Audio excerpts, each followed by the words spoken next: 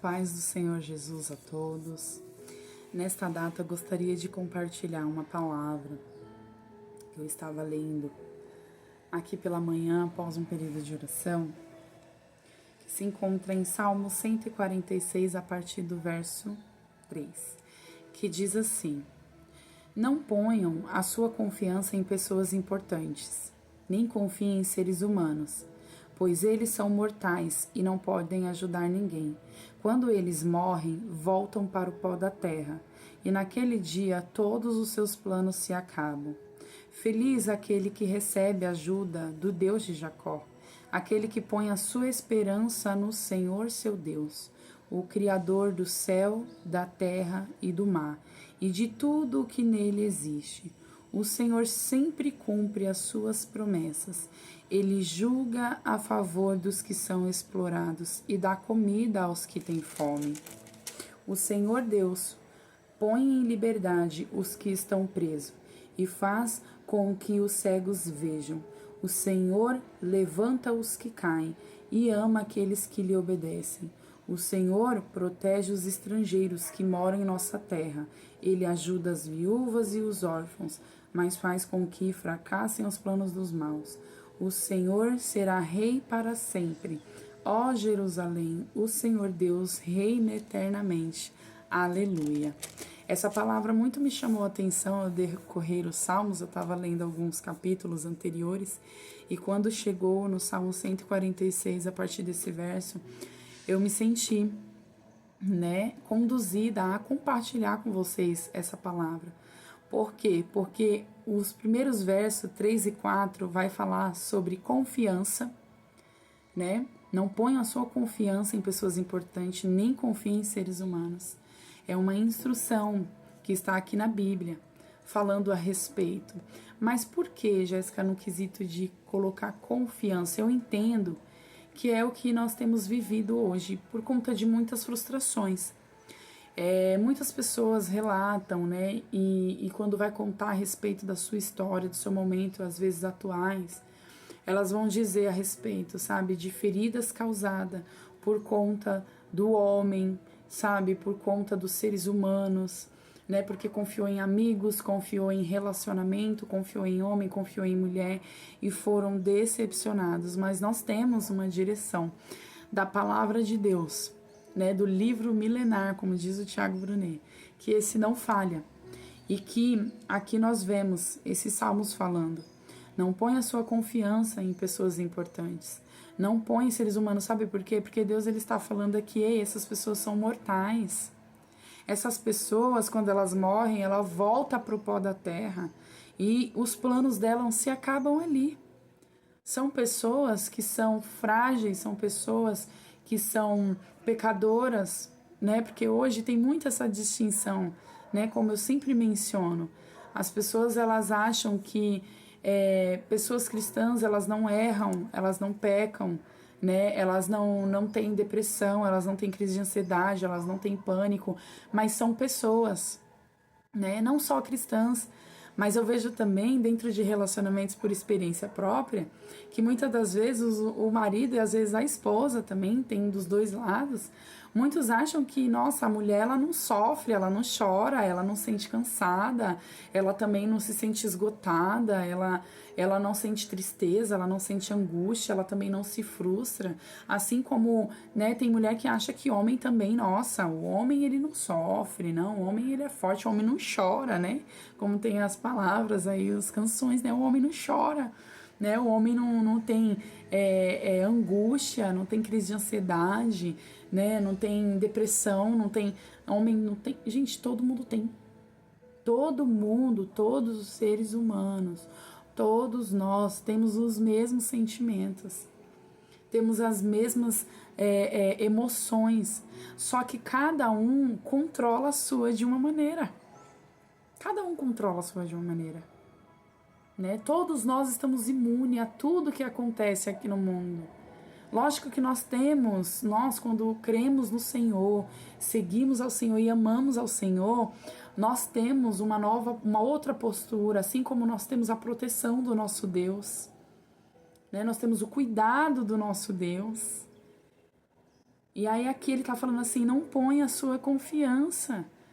Nós precisamos viver um com o outro, nós precisamos viver em união, mas nós não podemos colocar a total confiança nossa no ser humano, como se esse ser humano não fosse falhar um dia, não pudesse cair um dia, não pecasse em algum momento, em alguma hora, sabe? Porque esse é o problema. Porque tem muitas pessoas que saem da igreja, saem do corpo de Cristo. Eu vou colocar do corpo de Cristo.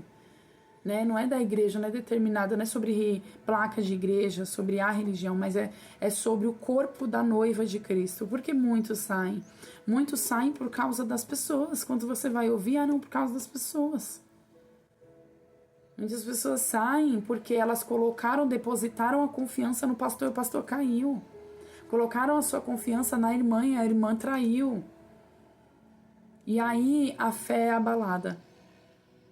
E aí, sabe, o sentimento, as emoções ruins. E o inimigo se aposta disso, né? Para nos dar uma vida de escravidão, de angústia, para nos tirar da presença do Senhor. E aí aqui, no verso 5... ele vai falar, feliz aquele que recebe a ajuda do Deus de Jacó, aquele que põe a sua esperança no Senhor seu Deus. O 6, o Criador do céu, da terra e do mar e tudo o que nele existe. O Senhor sempre cumpre as suas promessas. Ei, coloque a sua confiança naquele que criou tudo, naquele que é imortal, naquele que não falha. Eu sempre falo para as pessoas, algumas pessoas que vêm conversar comigo a respeito de ministérios, a respeito, né, da religião, ela vem conversar comigo e elas falam para mim, né, sobre alguns casos. E sempre o meu conselho é olhe para Cristo. Tem uma frase que diz que quando você sai da igreja por causa de alguém, é porque você nunca esteve lá por causa de Jesus.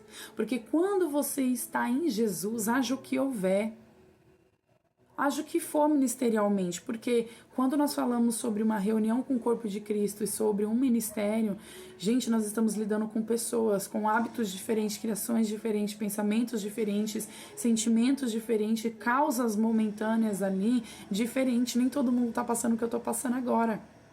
Só que o que nós precisamos ser um corpo, nós precisamos ser empáticos, nós precisamos ser humildes, nós precisamos, sabe, ser misericordiosos, movidos por compaixão, nós precisamos compreender, não é levar toda a ferro e fogo, né? E aqui, o que eu falo, olhe para Jesus, o que eu entendo, olhe para Jesus, porque se você olhar para o homem, vai ter um determinado momento que você vai cair ou você não vai ficar, você não vai permanecer nesse corpo. Porque esse corpo está em busca de santificação, de aprimoramento. Esse corpo, ele está em busca, sabe, de uma transformação. Porque Deus, a todo momento, está nos transformando. Ele tem transformação. Sabe, ele tem um renovo para a nossa alma, para a nossa vida, todos os dias. Só que o que diferencia é que tem pessoas que querem, tem pessoas que não querem. Tem pessoas que estão por amor e caminham por amor. Nós vemos em suas ações, tem pessoas que não estão ainda nesse nível. Eu quero contar uma experiência que eu tive, que Deus ele me fez entender. Existiu um momento da minha vida, um período da minha vida, que eu fui encontrada pelo Senhor, apesar de nascer num berço cristão. Quando a gente fala nascer no berço cristão, a gente fala assim, sermos criados por homens e mulheres, pais e mães, né, que já estão na igreja e que levam seus filhos na igreja.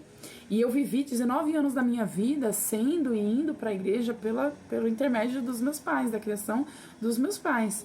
Só que chegou um momento que eu tive que ter um meu encontro com Deus, e Deus ele realmente me encontrou. O Senhor ele me encontrou numa situação muito, muito complicada que eu estava passando. Eu já estava com início de depressão e eu estava com conflito conjugal, né, bem difícil. E então o Senhor começou a me encontrar através da palavra dele dentro do meu quarto. E eu lembro que nesse processo eu aceitei a Jesus Cristo, porque o fato de você ter nascido na igreja não significa que você não tenha que levantar as suas mãos né? E confessar o Senhor como Salvador e Jesus Cristo. E tem muitas pessoas que nasceram na igreja, que estão na igreja, que nunca confessaram o Senhor, publicamente levantaram as suas mãos e se converteram. E eu acho isso de suma importância. Eu lembro que eu cheguei a fazer isso na igreja, eu fiz isso na igreja, mas eu fiz antes no meu quarto. Eu aceitei a Jesus e chorando eu falei, Senhor, eu te aceito como o único e suficiente Salvador da minha vida. E ali o Senhor foi me impactando na palavra e eu fui encontrando o Senhor. Porque eu era cristã ali, desde quando eu me entendo por gente, só que eu não lia a Bíblia dentro da minha casa, eu não ajoelhava dentro da minha casa. Né? Eu queria estar dentro da igreja e eu ouvia a palavra de Deus dentro da igreja e eu orava dentro da igreja ali, né, do ministério, mas eu não lia dentro da minha casa, não tinha uma particularidade com o Senhor em intimidade. E a partir desse momento, eu passei a conhecer a Deus e eu comecei a ver o quanto eu tinha também errado. O quanto eu tinha falado, a palavra do Senhor não foi livros de ninguém, de autor, não que eu condene, ao contrário, eu quero ter livros, compro livros e amo ler livros.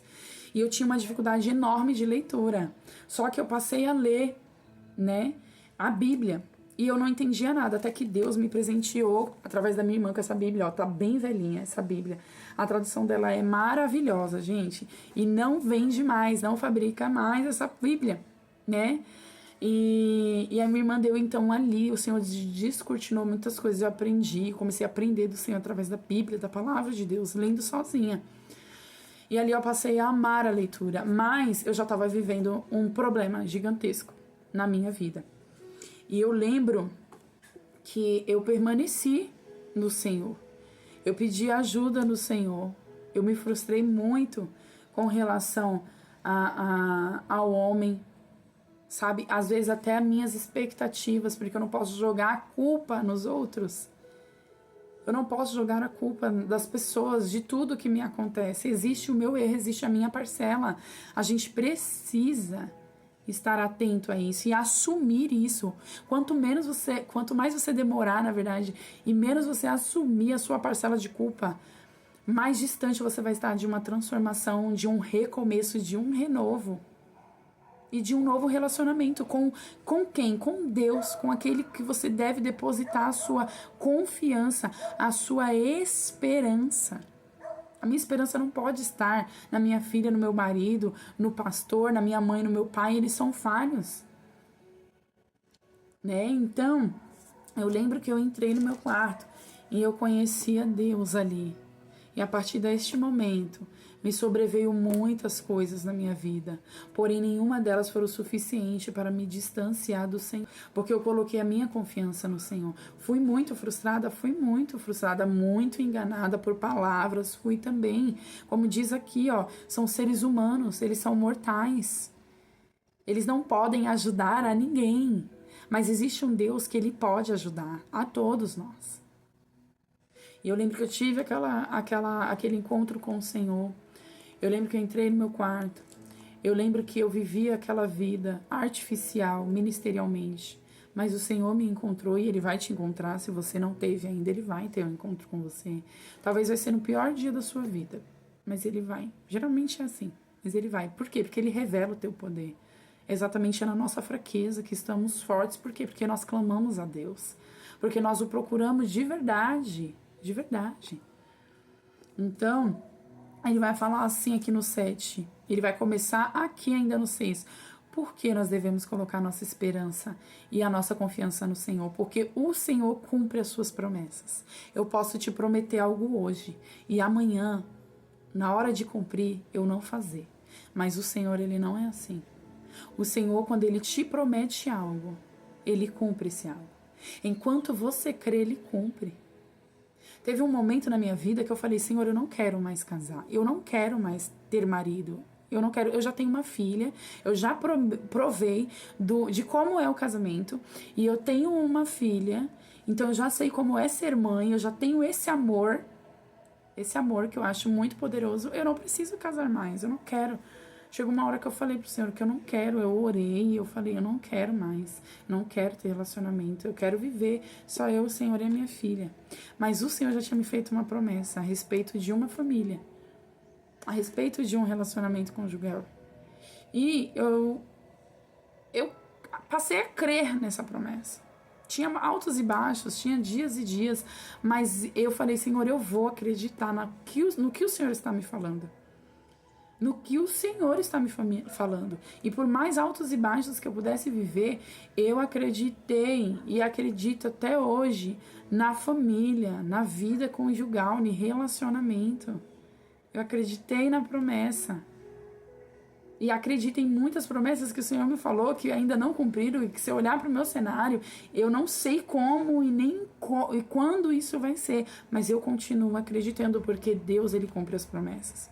Aí ele começa a falar, ó, ele julga a favor do que são explorados e dá comida ao que tem fome. Você está sendo explorado? Não ponha a sua confiança no homem. Você está com fome? Não ponha a sua confiança no homem. Porque tem muita gente que fala assim, mas só que as pessoas, fulano e ciclano, não me ajudaram.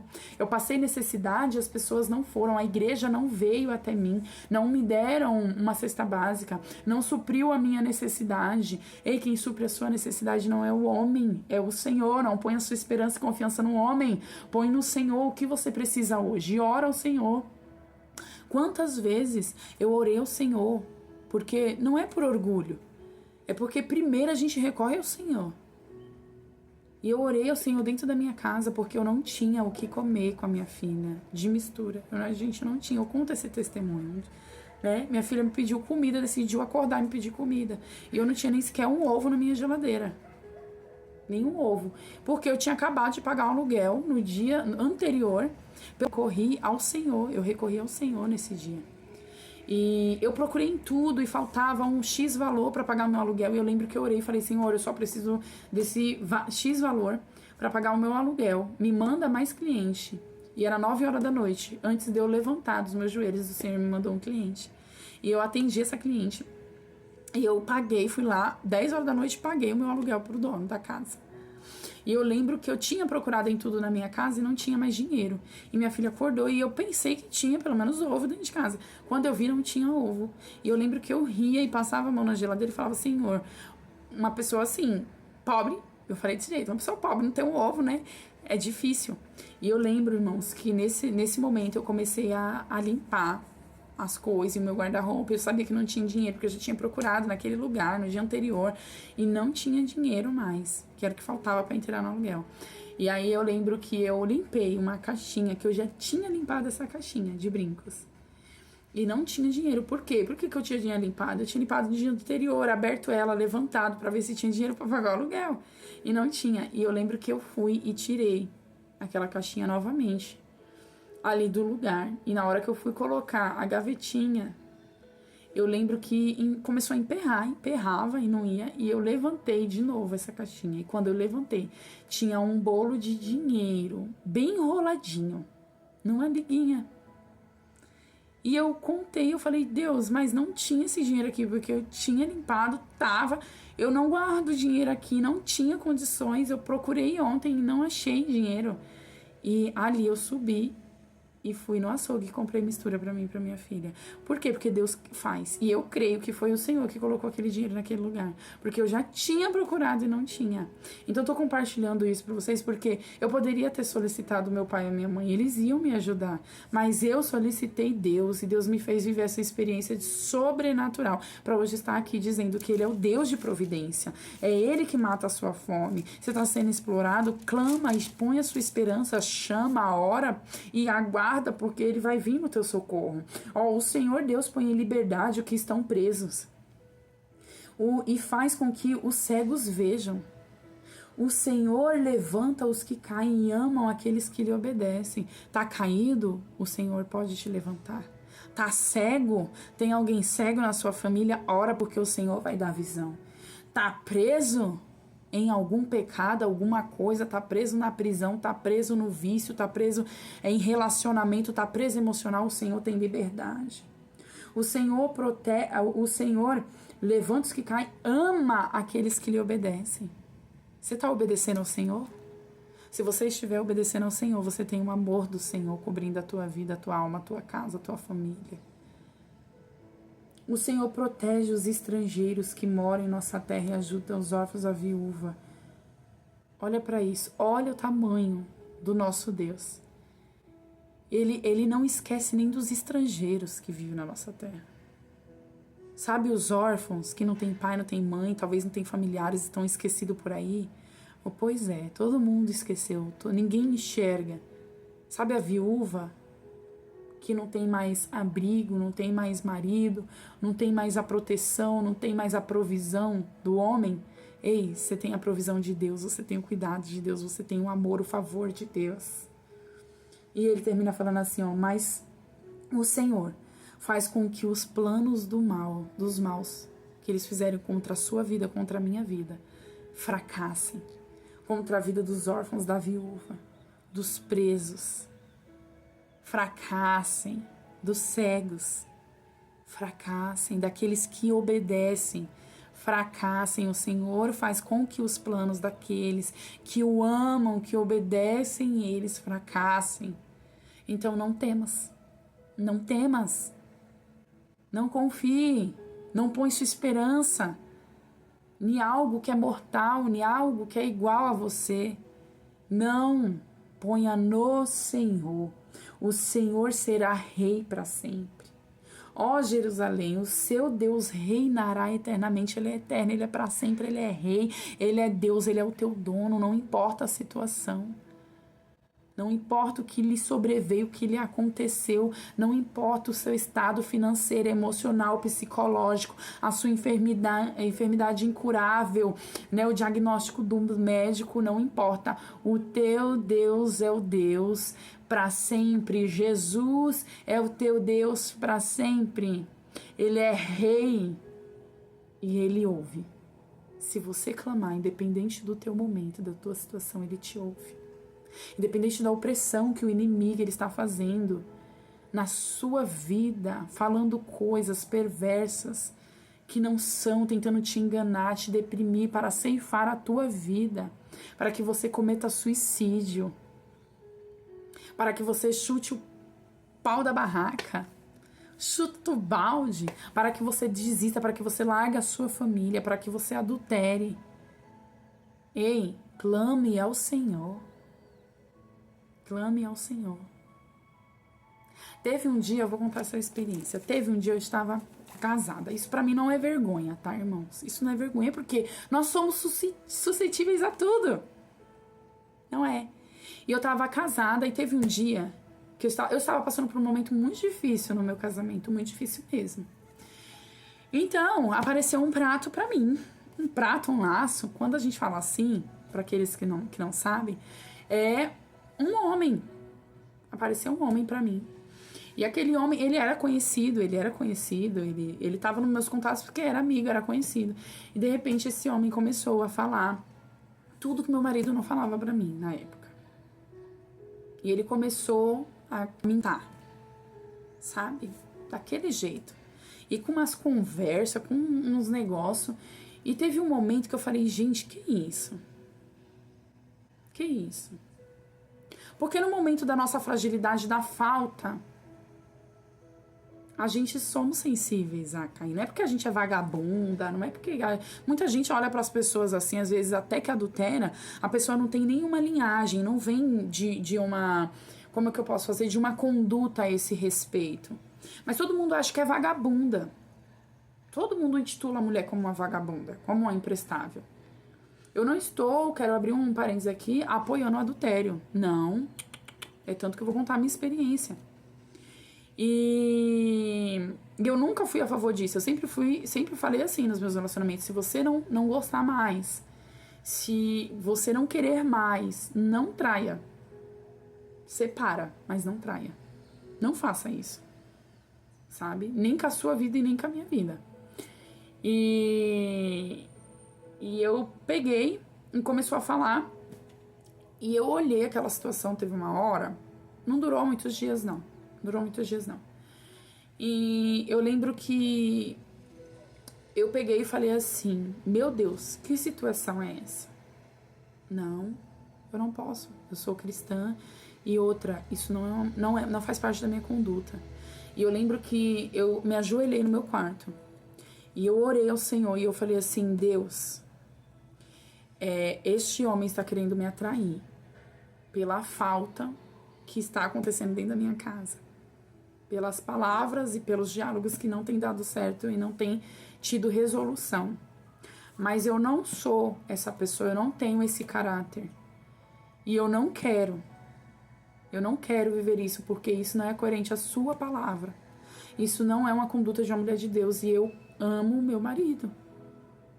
Eu não quero destruir a minha família.